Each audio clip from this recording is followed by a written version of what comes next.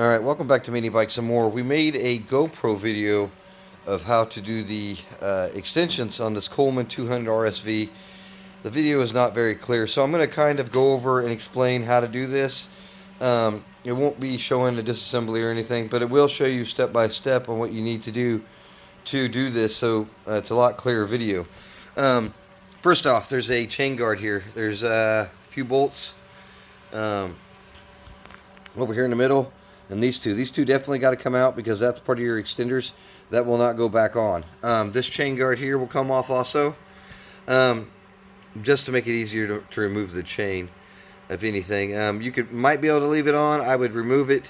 Then you're going to find your master link, which this one is up behind the chain guard, if I remember right. Remove it. Once you get that removed, obviously you're going to want this on a stand, and I will tell you this, you're going to want to put a jack stand or something on the front to support it, depending on what kind of stand you use. That's the stand we used, and the jack stand definitely kept it from tipping over, so just keep that in mind. The next thing you're going to want to do is come over here and remove this bolt and this bolt from the brake. Once you, this one's fairly new, so it came off easy. You might need a screwdriver to pry it. If you got a little plastic piece that comes with these brakes, I don't know if you've ever seen it or not, but either that or a piece of cardboard to shove up in between the two brake pads so they don't slide out, that's a great idea. The next thing you're going to want to do is remove the shock bolts. I started with the bottom one and left the top ones. That way I can remove the swing arm. You're going to do that on both sides. Then you're going to want to remove the swing arm itself, which the bolt will be right here until you put the extensions on both sides. You can see where it is over here. The net will be on this side. You can remove that.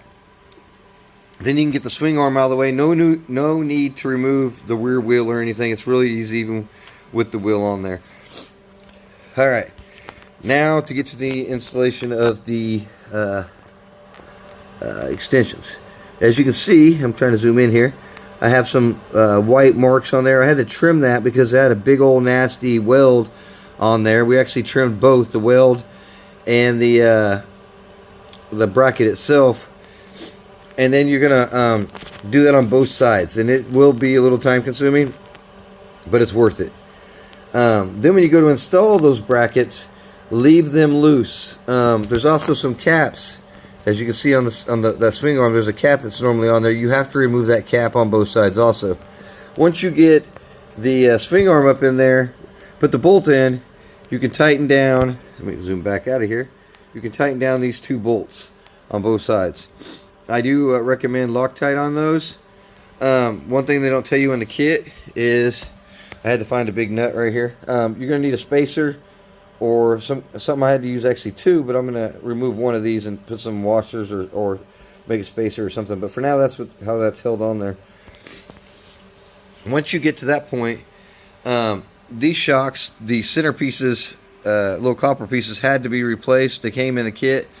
I used a 10mm socket with a hammer and beat out the copper one, and then just used the hammer to beat the new copper one back in so it fit. So you got the swing arm now attached. The brackets are down on there tight. The shocks, I actually did this shock to hold it up.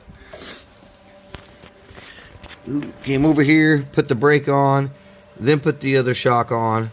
I had to move that, it's hard to see, but that brake line had to be loosened up. It's just, yeah, so if it's not loosened up, it will not reach far enough. And then once that's on there, get both your shocks put into place. You can come over, put your new chain on, put your chain guard on, and it's good to go. The hardest part of this whole process was the brackets themselves, trimming them to fit the big old nasty weld that was on these. If you had a grinder or something, you might be able to use that. I didn't want to grind around the gas tank, so I just used a rotary file. But like I said, that was the hardest part. Leave them loose when you install them. That's the main thing. Once you leave them loose, it makes it a lot easier to get the swing arm in there. You will not get it in there if you tighten them down. They do move in too much. But that's it. Please like and subscribe.